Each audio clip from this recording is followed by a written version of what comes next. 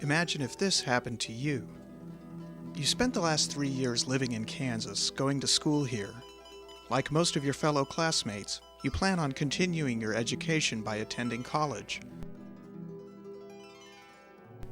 But money is tight, so the only way you'll be able to afford an education at a 4-year college is by getting in-state tuition to one of our state universities. Even though you went to school here, and you were a good student, even though you and your parents live and work in Kansas, you'll never get in-state tuition. Why? Because as a child, you were brought to this country illegally. You don't have legal immigration status. A raid targeting illegal immigrants in Olathe is now facing criticism. The new immigration is happening. It is increasing, and it will change America. It's going to cost Walmart $11 million to put a federal immigration probe into its hiring practices. Illegal immigrants, undocumented workers. Chances are you haven't been able to turn on the TV, pick up a news magazine, or listen to talk radio without being bombarded with opinions about our increasing population of illegal or undocumented workers. With estimates claiming there are anywhere between 8 to 12 million undocumented workers currently in the United States, and upwards of 150,000 right here in Kansas, it's understandably a hot-button issue. Even President Bush recently came under fire for proposing an overhaul of immigration policy that would allow undocumented workers to cross the border legally and eventually gain legal status if jobs are waiting for them. But Bush's proposal has stalled, and most current discussion about these people centers on how they're a threat to our national security, connecting them to rising crime rates and their willingness to take away jobs from hard-working Americans.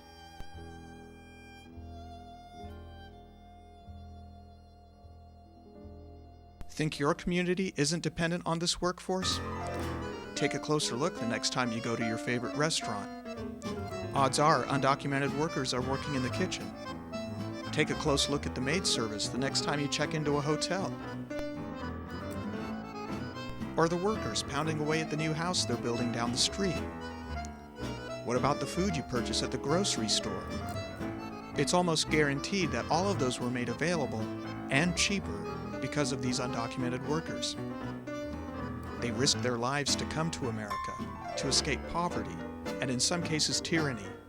And they work some of the most dangerous jobs we have, for little pay and virtually no benefits, like overtime or workers' compensation. In return, our economy benefits greatly from their services. We have, in essence, created a servant class.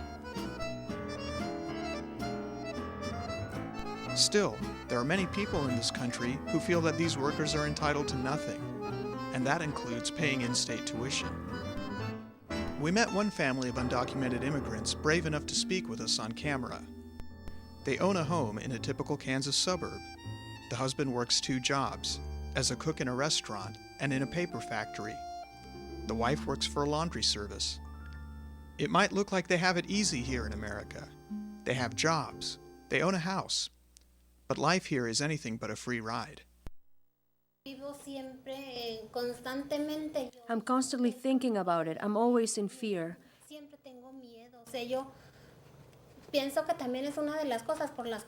I think that's one of the reasons why we don't go out that much. We don't walk around. We don't have fun because I'm always scared. I'm always afraid that we're going to be detained, that the police are going to stop me. Even if I have my license, my insurance, all my papers in order, I'm scared that the police will ask me. At work, we see a lot of people coming and going, business people, and I'm always watching them. And sometimes I see a car I don't know. I'm always in fear. I'm definitely in fear here. Yo sí vivo constantemente con miedo aquí. Sí, pues yo pienso que es gente que está mal de la cabeza. Well, I think that these people are crazy because they close themselves off to you and they don't show you any love. Sure, they pay me, but there are lots of people that go to the restaurant. They eat. Voltean y lo ven a uno, Mexican. They look at you and they think, oh, he's just a Mexican. They don't even see you. They take advantage of you. They eat what you serve them. They stay here because America offers a better life for their kids. Es para bien de ella. for her benefit as well as for my son. We'll keep working hard for little pay so that they don't have to. I wouldn't like it if he or she worked the way that I work, coming home at 2 or 3 in the morning every night and getting up at 7 or 7:30 every morning, tired, just to go to my other job. It would sadden me to see them do the same type of work. In July of 2004, the Kansas legislature passed, and Governor Kathleen Sebelius signed into law Bill 2145, which grants in-state tuition to some students of undocumented workers. According to the new state law, undocumented students could qualify for in-state tuition if they attended a Kansas high school for at least 3 years and graduated, or got a GED equivalent, and signed an affidavit promising to seek legal status as soon as they became eligible. It's important to note that the state law does not make these students eligible for federal scholarships or financial aid. They still have to come up with the money to pay the in-state tuition. Melinda Lewis, Director of Policy Advocacy and Research at El Centro Incorporated, was instrumental in lobbying for the law. El Centro is a Kansas City, Kansas-based, not-for-profit organization that helps low-income and immigrant families. Our own government recognizes that children under the age of 18 do not accrue unlawful presence in the United States in the same way that somebody who is over 18 and here without status does.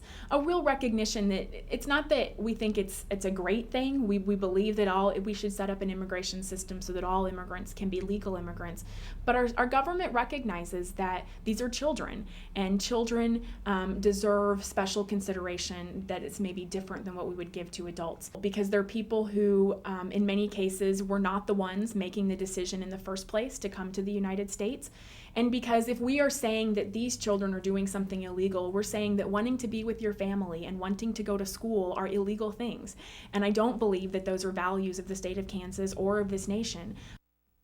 But before the bill was signed into law, it faced a great deal of opposition from a minority within the state legislature, including House Speaker Doug Mays.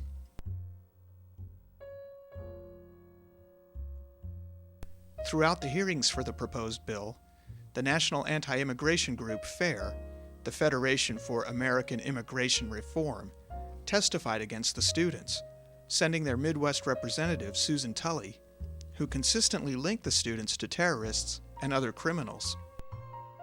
She brought this huge poster of a terrorist and who apparently had attended Wichita State University on a valid student visa for a year or something. I don't remember exactly how long. And she brings this big poster and sets it down and then basically proceeds to say, how do we know that these kids, and points to some students that we had there to testify, aren't terrorists just like this guy?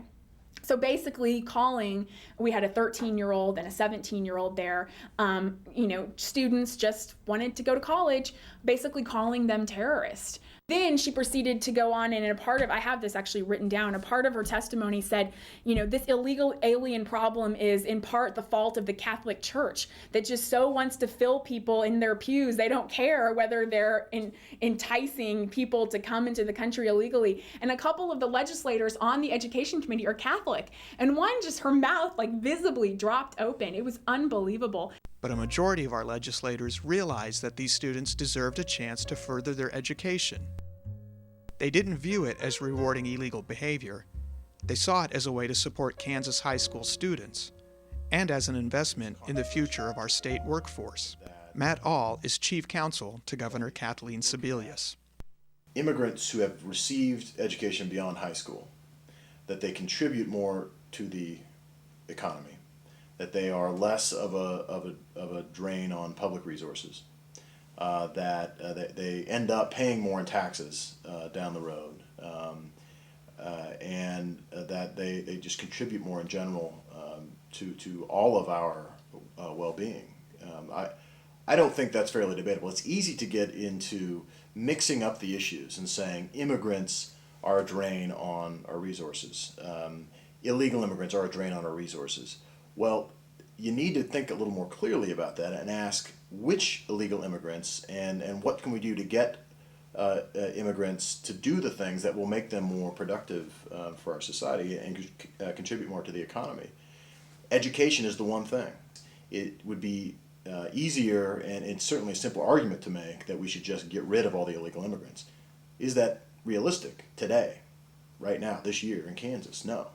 So we've got to make the best with what we have. Immediately following the signing of the new state law, FAIR brought forth a lawsuit against Governor Sebelius, the Kansas Board of Regents, and the presidents and chancellors of our state universities, challenging this new legislation. It enlisted the help of Kris Kobach, a constitutional law professor from the University of Missouri, Kansas City. It just so happened that Kobach was running for the 3rd District Kansas Congressional seat at the time. Adding fuel to their fire, Kansas Attorney General Phil Klein removed himself from personally defending the new state law, saying it went against his personal beliefs. That opened the door for national anti-immigration groups to claim that he endorsed their views.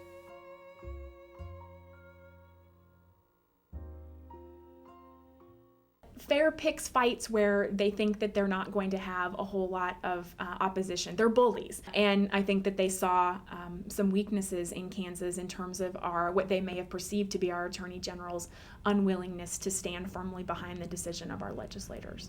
It is sort of an odd situation where you have the head of what is essentially the state's law firm, the Office of the Attorney General, saying that he agrees with the other side, even though this is a law that the legislature chose to pass and the governor chose to sign. General Klein has made much of the fact that he believes in states' rights and believes in the power of the legislature to decide what goes on in the state. Apparently, on this particular issue, he doesn't. For their lawsuit, FAIR and Kobach lined up 24 out-of-state students from our state universities by placing ads in campus newspapers.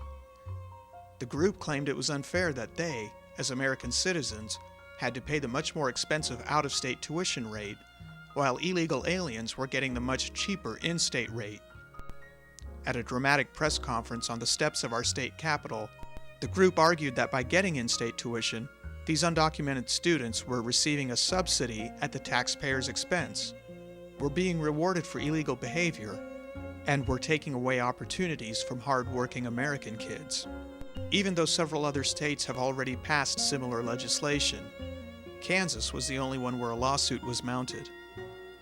The lawsuit quickly gained national headlines and became a hot topic in Kobach's campaign, challenging incumbent Congressman Dennis Moore.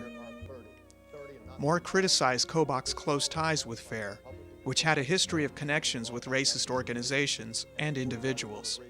And you chose this ad you wanted to respond to from the More for Congress campaign. Why are Kansans turning from Kris Kobach? Look who's supporting him.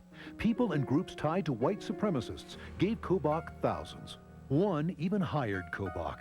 It's true, an extremist group hired Kobach to file a frivolous lawsuit against the state of Kansas, costing taxpayers thousands.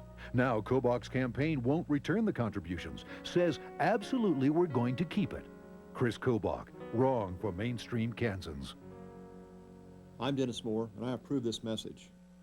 With his character assassination attempt, he not only hurts my reputation, he hurts my family, and this is something that the 3rd District voters do not deserve, the cheap politics of personal destruction.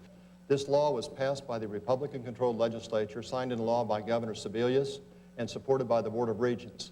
It's not illegal aliens, it's the children, innocent children of people who are here. And I think it's in our interest to give them an opportunity to succeed. I want to read you what the Kansas City Star said on October 14. Kobach has received support from several groups like Team America, which says on its website that if the United States opens its borders, quote, our island of productivity and prosperity will soon disappear beneath a flood of third world squalor. And Mr. Kobach got $1,000 from that group and signed a pledge that says this: I will support a timeout on immigration until serious reforms can be enacted. This means a halt to all immigration. And some of the other folks he's talked to are talking about a 10-year timeout for immigration. Ours is a nation of immigrants. There are people in this country who would have you believe that every immigrant is a terrorist. It's just not the case. Just not the case, Mr. Kobach. Kobach denied the claims of racism, saying such allegations were removed by 4 or 5 degrees of separation. But Leonard Zeskind, a Kansas City-based writer who researches white supremacy groups, doesn't think the connection is that far removed. I would say there's not even 1 degree of separation. I would say FAIR itself doesn't make a racist argument, but it surrounds itself with racists. And so just overt racist. I would also argue that the way that the immigration issue itself is being cast, and this is, I think, an important point for everybody to understand, the way that the immigration issue is being cast in this country, it's a question of who's an American. And there are people who want this country to be a, quote, white Christian nation. And while FAIR doesn't make that argument, the immigration issue itself is mostly cast in those terms by the people who talk about it in their own rooms, in their own meetings. They act as a switchboard in a lot of ways for local groups and others involved in the anti-immigrant movement. And that's important to understand as well, as they have a television show, they're putting out the, people on the television show, and some of the people they put up on their television show and brought around are people who are explicitly, not implicitly, explicitly white nationalists and scientific racists. They make grants to local groups and they fund the activities of some of these characters. We attempted to interview several of the out-of-state students involved in the lawsuit. Only KU student Kyle Rohde was available to meet with us. My name's Kyle Rohde. I'm a 22-year-old senior at KU. My hometown's Milwaukee, Wisconsin, and I'm a strategic communications major in the journalism school. My parents cover my tuition and they give me money for room and board. I cover the rest of my room and board and my spending money, my car, everything else. I'm not strapped for cash. Kyle's reason for joining the lawsuit was simple. It was a matter of principle, he said. My understanding is the law is going to give benefits, is going to give in-state tuition to children of illegal immigrants who have gone to a Kansas high school for at least 3 years, are going to receive a GED or diploma, and are going to sign an affidavit or going to say that they're going to eventually try and become a citizen. And then they'll receive in-state tuition for that. Why does that upset you? Because it's giving benefits and it's rewarding people for coming here illegally. We've got 1,700 students at KU that come here from all around the world legally, and they're paying out-of-state tuition. But if they come here for a couple years and come illegally and broken the law, we're going to reward them by giving them their tuition at in-state rates. It might have been a matter of principle to Kyle, but he had to admit that he had second thoughts about participating in the lawsuit. That's where it gets really tough for me, because I'm sure most of the kids weren't the ones that came here illegally. They're just children of the people that have, and that's where it gets tough for me, because you're really punishing or hurting the kids' chances of going to school, and it's not anything that they did directly. So that's where I kind of have a problem with it. Not enough that I don't want to be a part of it, but just kind of a moral dilemma in my head. We had 2 opportunities to meet with Kobach, once while he was speaking at a KU Republicans group on campus, and later when he took time out of his campaigning to sit down and talk with us directly about the issue. Throughout his campaign, Kobach repeatedly claimed that the in-state tuition law was a violation of federal law. The reason I brought this lawsuit is I saw, when I was working in the federal government, a federal law that was being totally ignored. 1996, Congress passes an act that says in no uncertain terms that no state can offer in-state tuition to illegal aliens unless that state offers in-state tuition to all U.S. citizens as well. Pretty basic, fair concept. If you're going to give people who are here in the country illegally and breaking U.S. federal law in-state tuition, then you ought to give all U.S. citizens in-state tuition as well. Okay, several states started violating that law. I mean, it's like the nullification movement all over again. Just who cares? We're obliged to follow federal law, but we're not going to do it.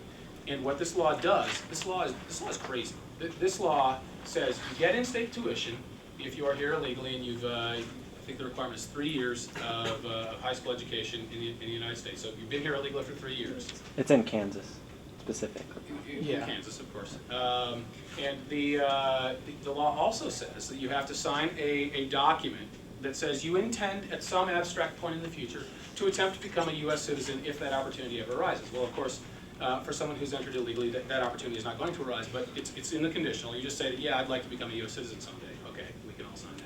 That's very, very difficult. And then what you get is in-state tuition. Now you know at KU that roughly speaking, you add tuition, the fees together, in-state tuition is about $4,500 a year, and out-of-state tuition is about $12,500 a year. So it's about an $8,000 benefit.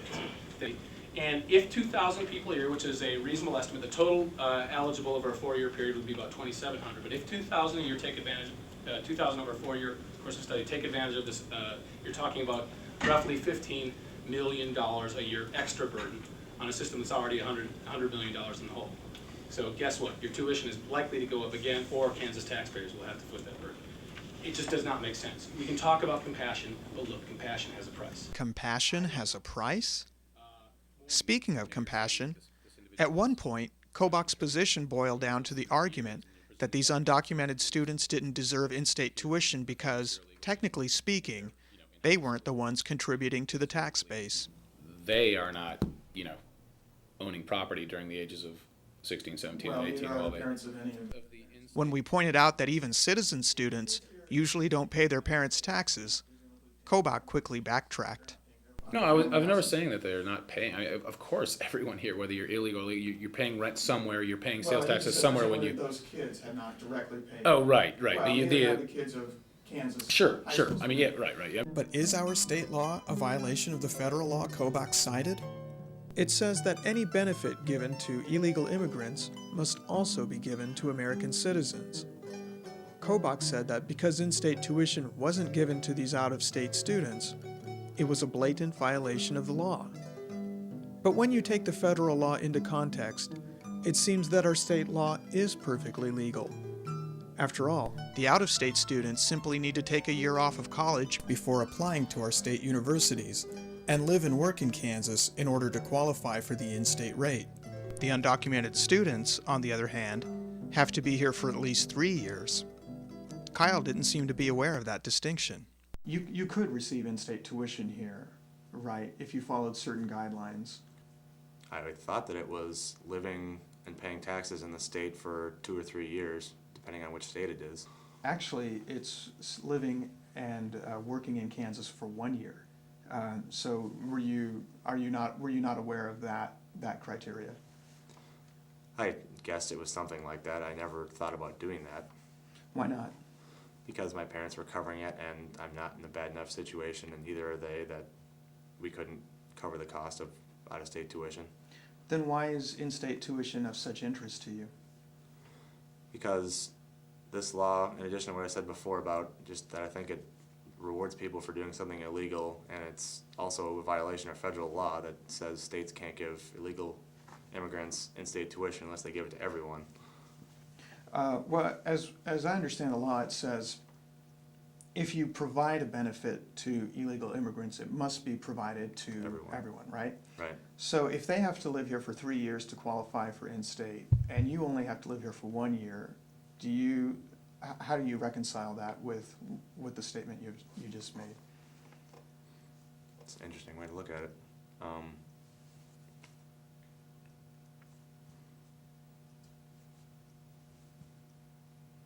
The difference between in-state and out-of-state tuition is a subsidy. That is a gift. That is an economic benefit that the state chooses to give to people who fall into the in-state category. The value of that subsidy, the value of that economic benefit is $8,000. That's the difference between what you would be paying if you paid out-of-state tuition and what you are paying. But as an in-state student. I understand the argument to be what the Kansas taxpayers are paying. Oh no, it's both. No, no, the argument is it's much more than just it's both. It's that you're putting a burden on the Kansas taxpayers, and you're putting a burden on the other students. I think that there's a misunderstanding that our in-state tuition rates are some kind of subsidy, when I think it's most helpful to think about them in terms of a discount. When a business gives you a discount on something, that doesn't mean they're losing money. It means that they are trying to encourage you doing whatever behavior they want you to do, whether it is, buy an extra 24 pack of Coke because it's buy one, get one free, or attend higher education in our state rather than someplace else because it's a little bit cheaper to do so. But it's not the same as a subsidy university where we're actually losing money. It's a way of giving an incentive for students to stay in this state, be educated in this state, and we hope stay in this state after they graduate from college so that they can be a part of us building the kind of economy that we want. These are state institutions, University of Kansas, K-State, all of these other Regents universities. And I think that the legislature should be able to decide who gets to go and how much money they should have to pay. Andrea was one of a handful of undocumented students who took advantage of the in-state rate during the first semester that it was made available. Like any college freshman, her first semester on campus was a difficult transition. She also had to deal with fears and concerns that most students couldn't imagine. But these obstacles are nothing new to Andrea. She not only graduated third in her high school class of 240 students, but what makes her story even more remarkable is that she did this after being in America for only 3 years. She didn't even speak English on her first day of high school. Obviously bright and a hard worker, Andrea made the most of her education, and by the time she graduated high school, she had her sights set on one day becoming an architect. But because she was unable to afford out-of-state tuition at a 4-year university, it was more likely that she would end up in a dead-end job, working in the same restaurant where her father is a cook and her mother is a waitress. We met up with Andrea on a Saturday afternoon during her first semester on campus. While most students were enjoying the K-State football game, Andrea was busy at work on her architecture project. She said that college had opened her eyes, not just to better career options, but to the endless possibilities within herself. I think it's not the things I do, but the way I feel. Like, I'm walking on campus and it's just me, and like I can do whatever that I want with my life. I've discovered that it's not just learning and memorizing things, but it's just enjoying what you're doing, enjoying what you are learning. Many people don't know our stories. That's why they don't understand us, and we have to tell them in a way that they can understand our situation. I just will tell them that we make no harm. I mean, we're just here, and I want to study, I want to get my degree, I want to, like everybody else, have dreams. What can happen when a child who enters the country illegally is given the opportunity to pursue an education? Just ask Leo Prieto. My name is Leo Prieto. I am a second-year law student at the University of Kansas. I grew up in Garden City, Kansas. I did my undergrad at Kansas State University. I'm originally from Chihuahua, Mexico. I moved to Garden City, Kansas when I was 3 years old with my parents. And other than that, I've lived in Kansas most of my life, worked in D.C. for a year, worked in Kansas City for a couple of years before I started law school, and have lived abroad. I became a citizen. I filed for citizenship the first day I was eligible, when I turned 18. Leo also works as an intern on the Kansas Hispanic Latino American Affairs Committee, which works directly under Governor Sebelius. This isn't the first state where they've passed this bill. 7, 8 other states, it's gone and nobody's even touched it because they know this is, it's a frivolous lawsuit. But when you have someone that's, has political aspirations and can get the backing of a national organization, anti-immigrant organization, and they're in a relatively conservative state, they're going to run with it. And you see it, but, we're doing what we can at the governor's office just to make sure that that it stands. Yeah, I felt bad that that people would want to deny someone the opportunity to better themselves. And it was just sad. I mean, it went from, wow, this is a victory. Finally passed the bill. It's signed. It's a law. And to have this, it's like a slap in the face. There are still people that want to hold you back. And that's reality. We're mainstream America. In the Midwest, we gotta make things happen, and we gotta keep bringing people up. Keep bringing people up and stop shutting them down. By spring of 2005, tensions were at an all-time high as both sides awaited a ruling in the lawsuit. Several other states that either had similar legislation or were considering it also were watching the case closely to see how the ruling might affect their efforts. Then, in July 2005, a decision was reached. U.S. District Court Judge Richard Rogers dismissed the case from court, finding that the plaintiffs, FAIR, and the out-of-state students didn't have standing in the case. In other words, they could not prove that they were directly harmed by the state law. On top of that, the judge also ruled that the out-of-state students would not receive in-state tuition even if the state law was overturned. But FAIR's attorneys claimed it was judicial activism and promised to appeal the decision.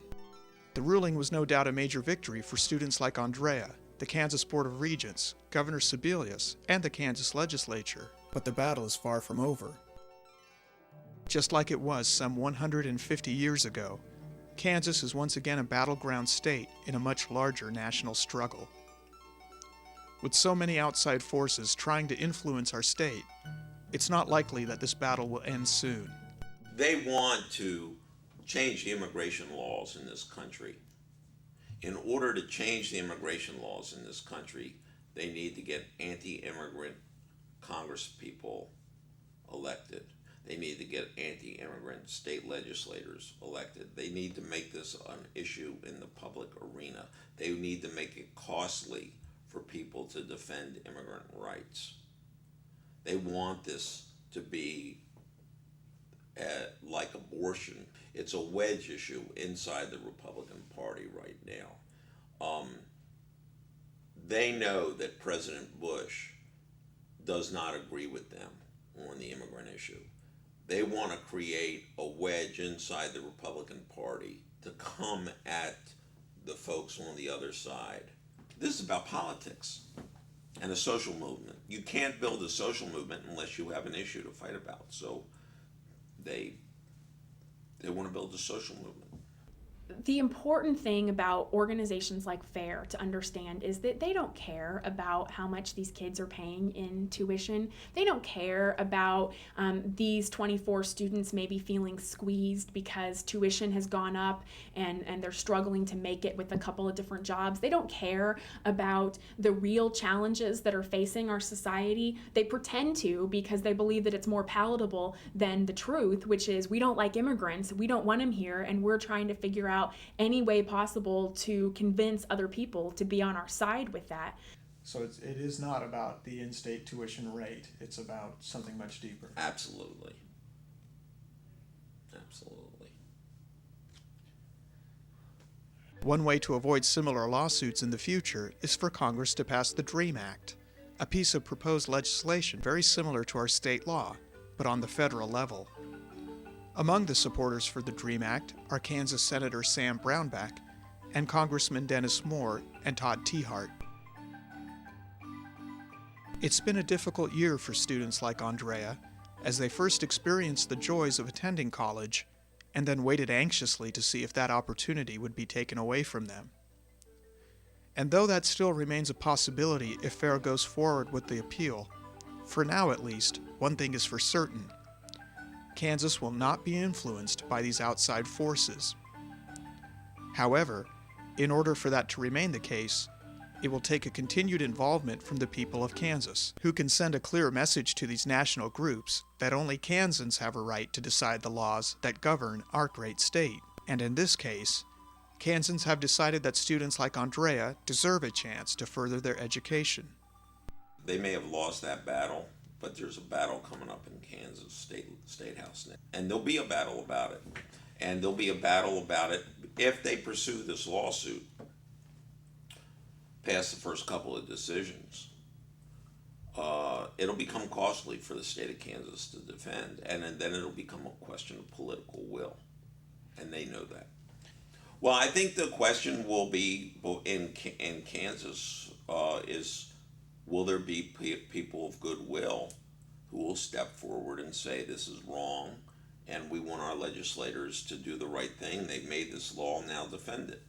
I wish that these students would understand that, in fact, they share a lot in common with immigrant students in terms of the challenges that they face, that in fact, they may have been going to school right alongside some of the same kinds of students that are hoping to enroll as a result of this legislation without ever even realizing it, and that in fact, when we can set aside the divisive and hateful tactics and ideologies of groups like FAIR, that's when we have the greatest potential of being able to address some of these root problems.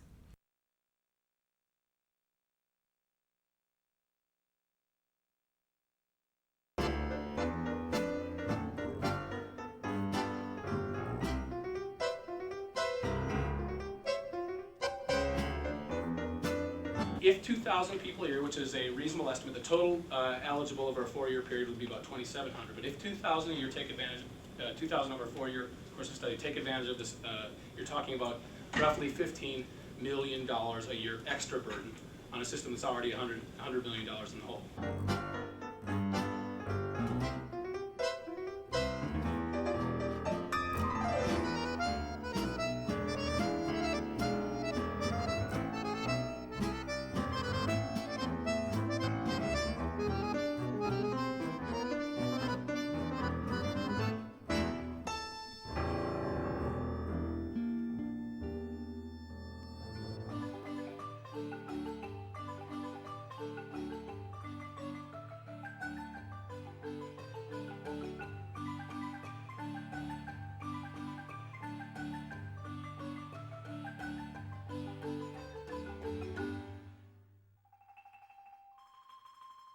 One year within becoming eligible, you have to apply.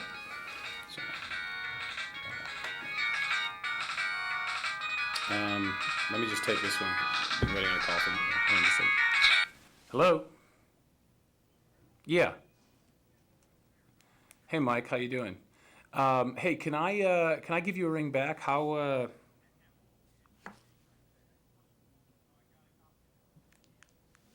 Okay.